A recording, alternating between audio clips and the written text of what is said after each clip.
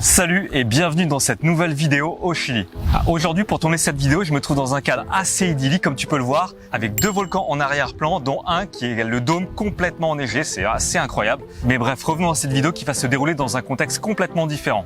Alors le Chili, c'est un pays très grand, mais surtout très long. Plus de 4000 km du nord au sud, avec environ une centaine de kilomètres en moyenne de largeur. Et sur ce territoire étendu, il y a des zones quasi désertes avec très peu de population. Les distances entre les villes sont assez longues, avec parfois rien du tout entre les deux. Il n'y a même pas une baraque à frites. On a donc décidé avec les enfants et Céline de se rendre donc dans le parc Nevada Tres Cruces, où les kilomètres s'enchaînent avec des montagnes à perte de vue et des zones étendues complètement désertiques. À part quelques animaux qu'on peut croiser par-ci par-là, on n'y trouve strictement rien dans ce désert. Ouais, ça se mérite un petit peu ces paysages à couper le souffle. Donc forcément pour le ravitaillement en essence, il faut quand même faire un petit peu attention et repérer les dernières stations-service avant de s'engager dans ces zones-là. Une panne d'essence là-bas, ça peut vite devenir une grosse galère. Car durant notre séjour, on n'a pas croisé beaucoup de voitures en fait. Alors la priorité avant de partir dans ces territoires, c'est bien sûr faire le plein de son réservoir et aussi de ses bidons vides. Tout ce qu'on a à disposition pour mettre du carburant à l'intérieur et pour avoir en gros une plus grosse autonomie.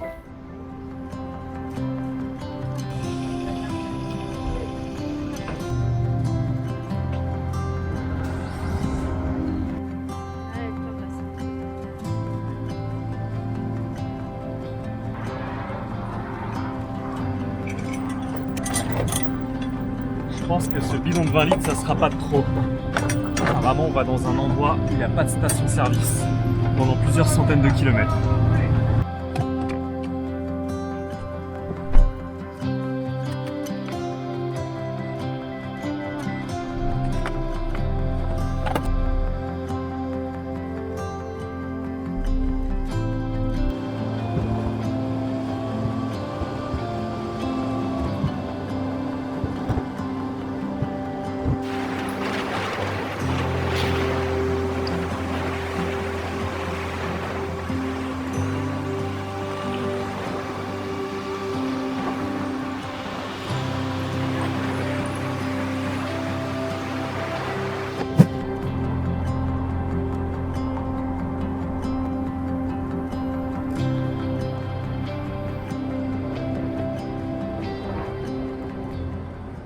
On décide de dormir ici pour la nuit, c'est le poste frontière chilien qui est en travaux pour le moment et donc fermé. On est tranquille, il y a juste deux employés qui travaillent un petit peu au loin avec leur voiture, mais vraiment il n'y a pas plus de monde que ça. On va vraiment pas être dérangé pendant la nuit, ça c'est sûr. Mais il y a quand même pas mal de vent et ça fait un bruit du diable. Et en plus Hector tangue vachement, on se croirait presque sur un bateau.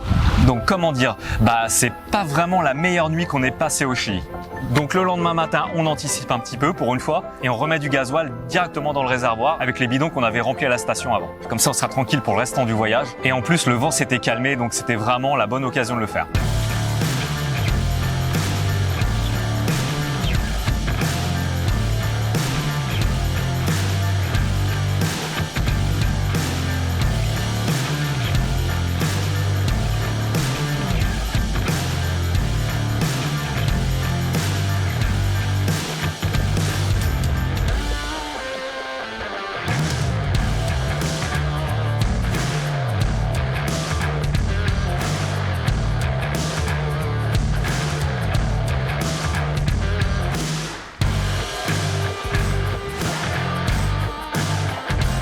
Le parcours complet, en fait, on l'a pas vraiment clairement défini. On hésite encore si on va jusqu'en Argentine à la frontière pour voir un deuxième lac. Et si au retour, on fait une boucle par le salar de Maricunga en fait. On sait pas encore. Sachant qu'on a un réservoir de 75 litres plus 25 litres de bidon. Et qu'on consomme environ 13 à 14 litres au 100 dans ces montagnes à 4000 mètres d'altitude. Surtout si on fait la boucle et on passe par la zone un petit peu marécageuse, on n'est pas sûr de vraiment passer. On n'a pas pu se renseigner, on n'a pas eu les informations concernant cette boucle, si elle était faisable ou pas. Surtout que si on n'y arrive pas, il faudra faire demi-tour et du coup, ça consommera encore plus de gasoil. Ça nous inquiétera encore plus de savoir si on a suffisamment de carburant. Bref, on est un petit peu hésitant vu le passif qu'on a eu sur les pistes en Amérique du Sud.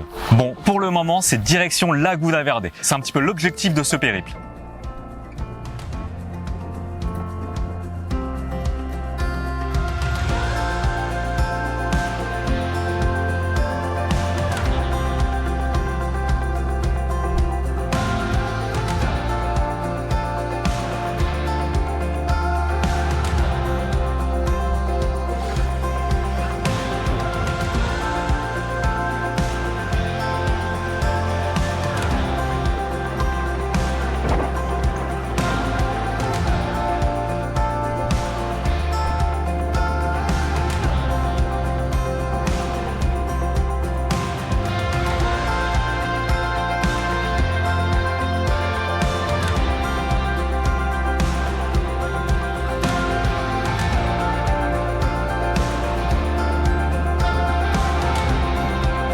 Bon, finalement, on a quand même repris par la même route par sécurité. On s'est arrêté au premier lac que tu viens de voir et qui est quand même assez incroyable, je trouve. Il a une couleur absolument magnifique. Mais là-bas, il y avait aussi un vent de dingue. C'était vraiment impressionnant. On pouvait pas rester dehors plus de 10 minutes. On se les pelait. C'était vraiment pas agréable du tout. Bon, on a fait quelques photos par-ci par-là. Hop, on est reparti au bout d'une vingtaine de minutes en tout. Et voilà, c'est la fin de cette vidéo dans ce désert assez inhospitalier, je trouve. Le vent et le froid ont eu raison de nous et on a préféré retrouver les températures plus douces de Copiapó et aussi l'altitude plus modérée.